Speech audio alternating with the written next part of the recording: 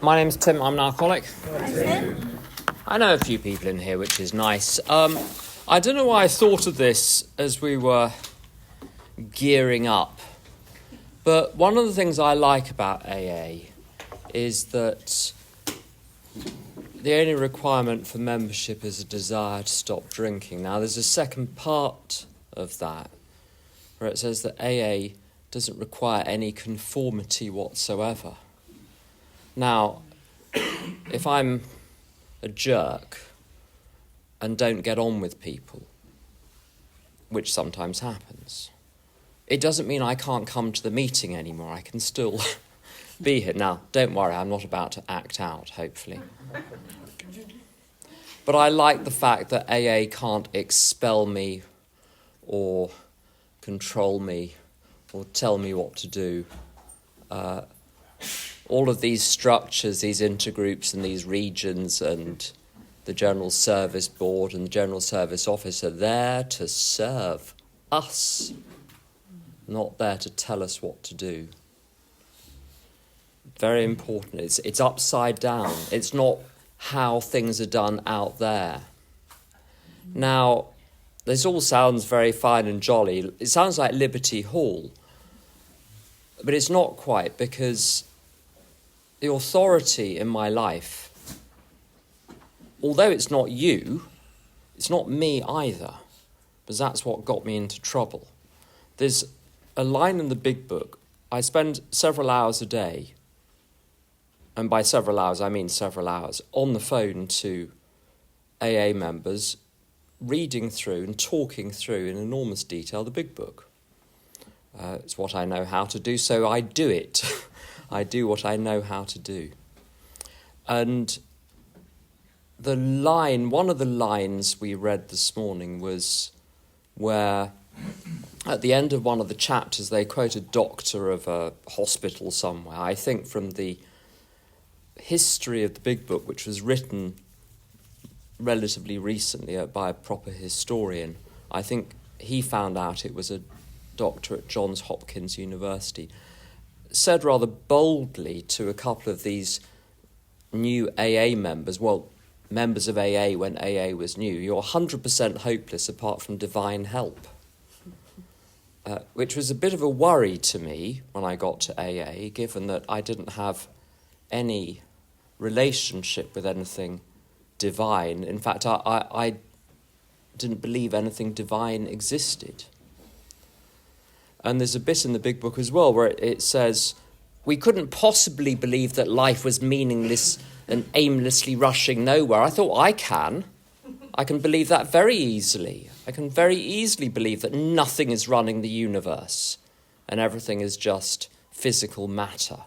Perfectly sensible philosophy, I thought. Not a very cheerful one, but one that made sense to me. So I was in a very bad state when I got to AA, philosophically. But I was, that pulled into insignificance compared to my physical and mental state because of alcoholism.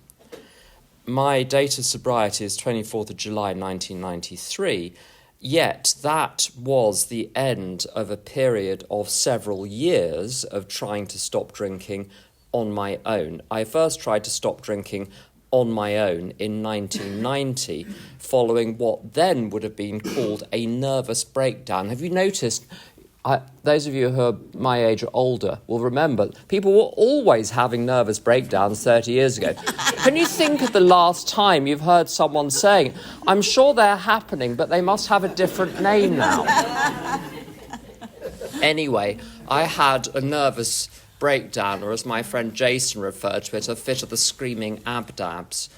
And I decided, quite rightly, that alcohol was one of the prime reasons. Although I wasn't too tightly wrapped when I started drinking, boy, had the wheels come off by the age of 18. I was drinking vast quantities and getting into frightful trouble. So I stopped altogether. But then I started again, and that's the nature of the problem. And alcoholism gets summed up on page 44 of the book as having two components. The first one is that when I drink terrific quantities. I'm just putting this in my own language. You can go and read the official version later on. When I drink terrific quantities, and when I try to stop altogether, I don't. And as drinking terrific quantities, I put that down for a long time to my rotten childhood, as I thought of it, and genetics and all sorts of things. I don't know what it was really, but the fact is that's how I drank. And I drank like that. In other words, I overshot massively, regardless of my circumstances. Having a good day, I overshot. Having a bad day, I overshot. Desperately wanting to be out of it, I overshot. Desperately wanting not to be out of it, because I was in a situation where being out of it would not be in my best interests at all. So being with my family, my elderly family, or being on what might have been called one day a hot date, and thinking I need to keep it together just for this one day. Seal the deal, as it were, and then they can learn to live with it afterwards. But we need to get signature on the dotted line. Even when it was significantly in my interest to stay not to stay sober, but just to keep a lid on it. Just have one bottle of wine. You don't have to have three. I mean, that would be a lot for a lot of people, but that would be moderation for me. It would be one bottle of wine as opposed to three. And I couldn't even do it then. And the conclusion that AA offered me was, this was not because I was unhappy, maladjusted to life. This was not because I was in full flight from reality, psychotic, because I wasn't. And this wasn't because I was an outright mental defective, i.e. very low IQ, because I didn't have a very low IQ. I had an ordinary IQ. This was happening because this is how I'm built. And if this is how I'm built, this will always be how I'm built. I burn very easily in bright sunshine. And that's always going to be the case. If I leave it 30 years and then go out in the sun, I'll get burned. And it's the same with alcohol. My reaction to alcohol is not the result of some mental reasoning process.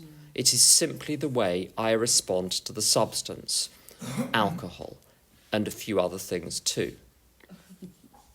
So that leaves me with two options.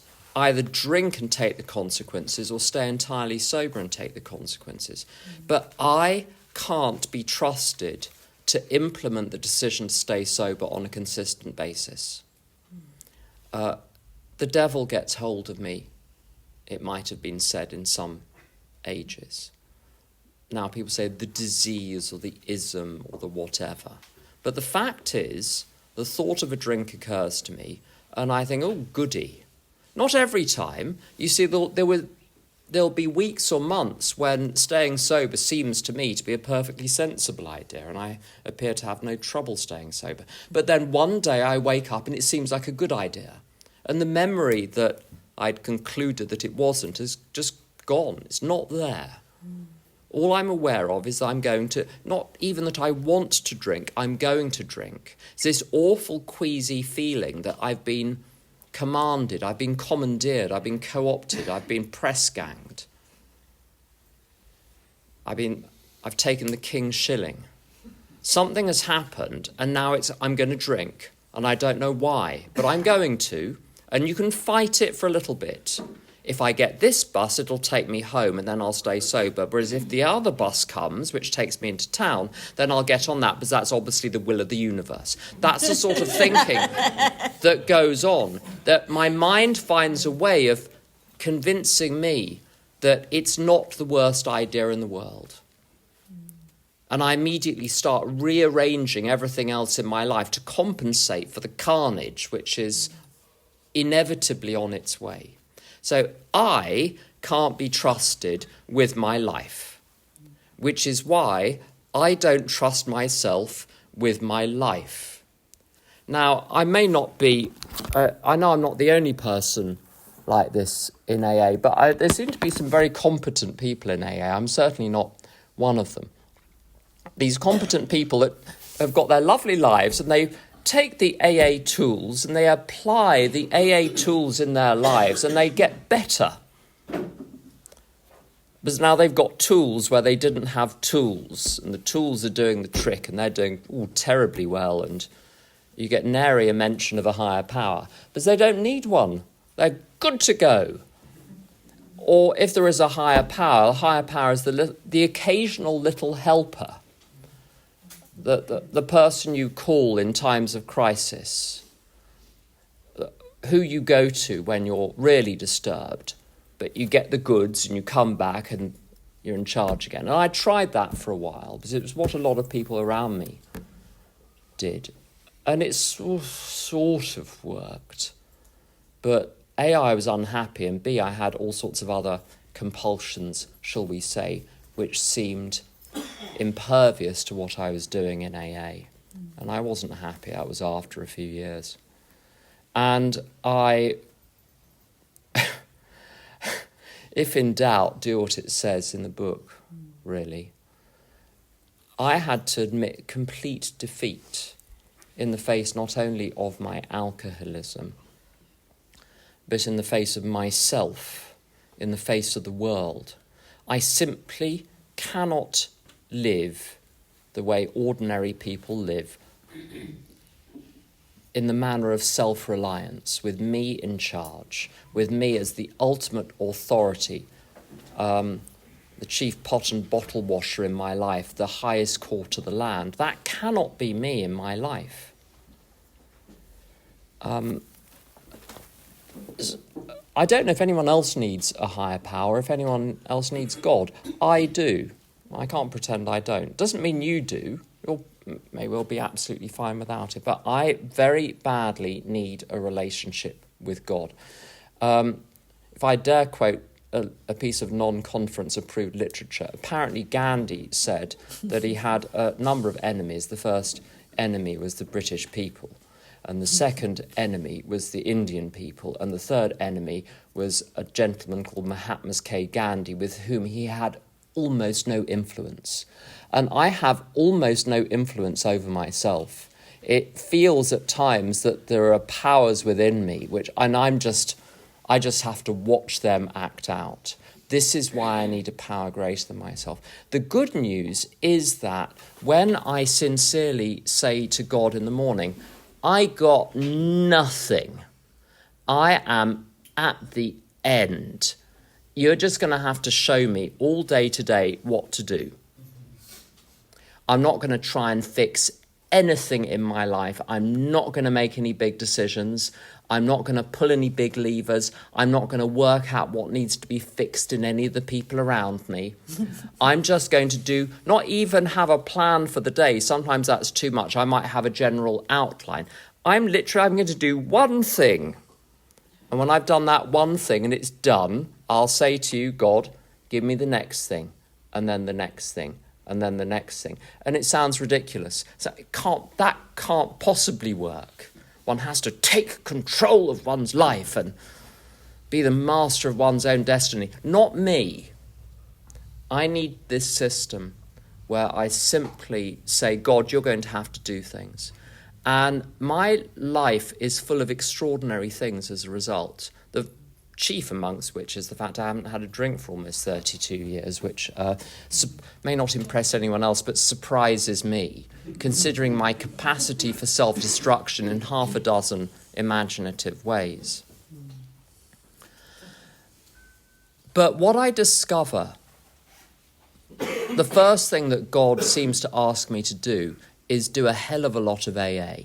Lots of meetings, lots of people, lots of sponsorship, prayer and meditation, doing things to improve my conscious contact with God, not to get out of my mind, but to be in my mind with God, to bring God to say to God, can you do something about this stuff up here? Because I'm not even going to try. I'm not going to try and pull apart the threads of my mind like I'm going to fix myself by thinking about it. Nope. So I try and pull apart my mind thread by thread. It's like getting a piece of a fork and putting it into some congealed spaghetti, thinking you can pull out one of the strands, and of course the whole thing comes out in a lump. Trying to do anything with my mind, trying to fix myself by thinking about myself or understanding myself, nope. Doesn't work. I have to do inventory in AA, which fortunately is moral, not psychological. So I just say things I've done wrong, and some mistakes I make, and things I'm frightened of, and what are you after? What am I after here? Some really basic questions. No analysis, observation. So God gets me to do all sorts of those things. And I have to say, I have learned over the years to pay attention. And I got extremely uncomfortable earlier this year in relation to a work situation where I'd frankly been sticking my head in the sand like an ostrich, and it got too much, and I had to face a couple of unpleasant, disagreeable facts, and I faced them. And I didn't fix my situation. I simply put it in God's hands. God said, go and read this every day and that every day and listen to these classes, lots of spiritual stuff, lots of AA stuff, lots of sponsorship. And my work situation has changed in a dozen radical ways. All I had to do was one or two small practical things, and everything else worked itself out. And I've had this again and again and again. And because I pay attention, I can see God working in my life, and I can see God working in the lives of other people. It's really quite remarkable. But it's based not on me being smart and clever and competent and having this so-called big life that people are very proud of sometimes. And if you've got a big life, good for you. I want a peaceful life and an effective life and a satisfactory life. And often that means cutting 1,000 things out of it which are in other people's lives. My life may look very sparse from the outside, but it is far richer for it, and I'm sure I'm over time, so I'm going to stop there. Thank you very much.